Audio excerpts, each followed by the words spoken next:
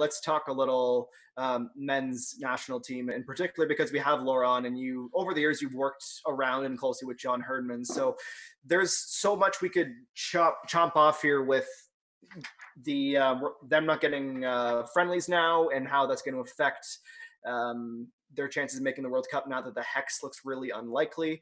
But I guess let's just dive more into Herdman right now, because we have Laura on and we're already at 40 minutes into this discussion. So we want to make sure we get to this. So what are your impressions so far, Laura, on the job Herdman's done? There's a bigger sample size, but their biggest obstacle or their biggest goal still seems to be eluding them. Yeah, like, listen, to begin with, I never thought John Herdman was taking this team for the 2022 World Cup. Like, I thought that was boom.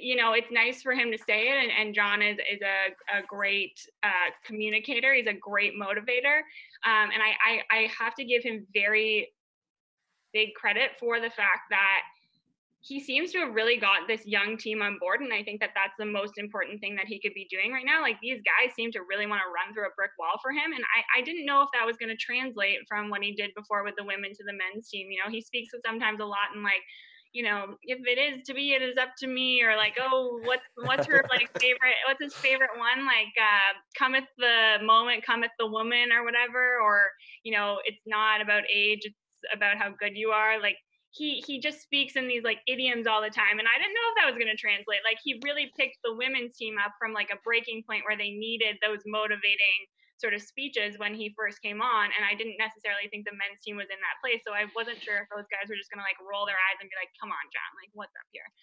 But I think he's done a really good job of making them believe in him. I think that it was too much to ask to get to 2022, and I think that his focus should be 2026. Oliver, do you want to go first? So where do we want to go? Should we talk about 2022 for a bit? I'm going to talk about that. I'm going to talk about what my opinion is right now of the team and their chances. But yeah, you can follow Laura. I'm maybe not so pessimistic about that pathway. Like, obviously, it's going to be that crazy knockout tournament thing at the bottom of the CONCACAF. Look, the best teams that you're going to face in that are like Panama, Curacao. Then you have to play the fourth place team from a Hex, and then you have to hope that you don't draw the South American team in the Intercontinental Playoffs. So there's a ton of like ifs, buts, and maybes in there, but I don't think it's an impossible route. It's a more difficult route, though. Yeah, probably. Yeah, it is. I don't think it's substantially more difficult. Okay. Let me go. So can I just butt in for one quick second? This won't be altering or life altering, but IOC just announced that Tokyo will be postponed due to coronavirus. Oh, there you go. USA Today reporting. Called it, guys. Yeah. So that just came from USA Today about a minute ago. So that ties a bow on our last conversation. Anyways, Kurt, please take it away. Okay, I'm gonna breathe out here. Should we sit back? Skip Bayless routine here. This Canada team is good enough to make the 2022 World Cup through the Hex, in my opinion. The problem is that they will not be in the Hex, even had they played these most recent friendlies, which were to be broadcast on One Soccer, I'll remind you, against Trinidad and Tobago. Even if they won those games, the chances of making the Hex was still very unlikely. I will remind you that this is the same Canada team that completely dominated the United States in a home Nations League match. Probably the best game I've ever seen a Canadian team play. So had they gotten to the Hex, as long as you win your home matches in the Hex, you stand a really good chance of qualifying directly to a World Cup. And outside of, playing Mexico, who they probably could do okay against at home, maybe. They could have won 4 games at home. They could have picked up 12 points. Sometimes that's enough to get to a World Cup in CONCACAF.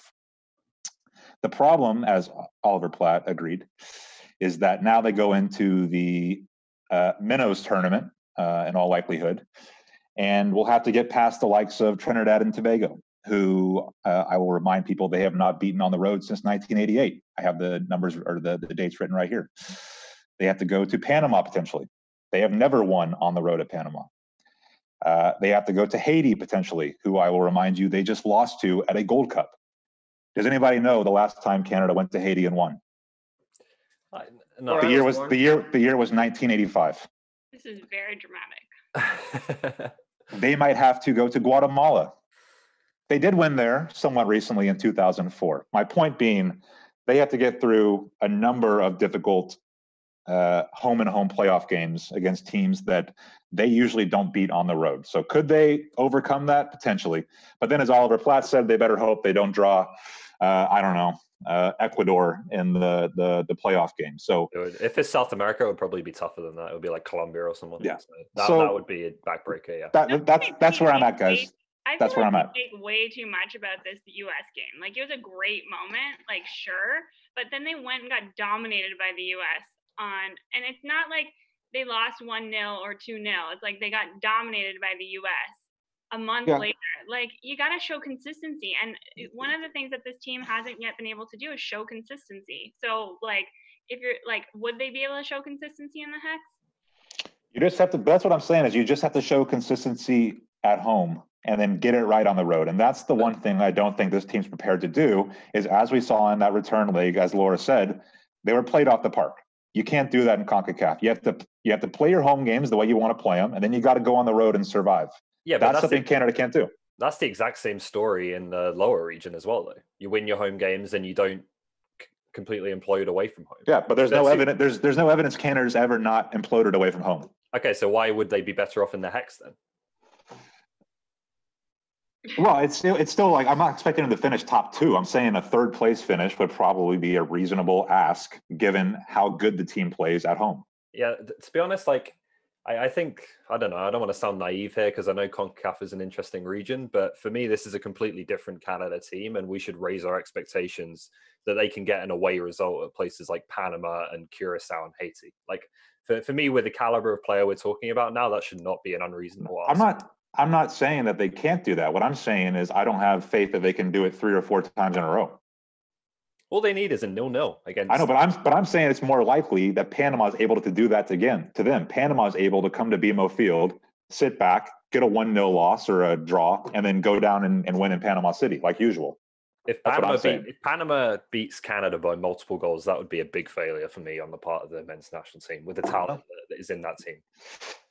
It's a hairy situation to be in. I've been in those stadiums. It is, but anyway, if you go into it with that attitude, you lose before you're on the pitch. Like, they've got to go. John Herdman is going to be taking his idioms from you.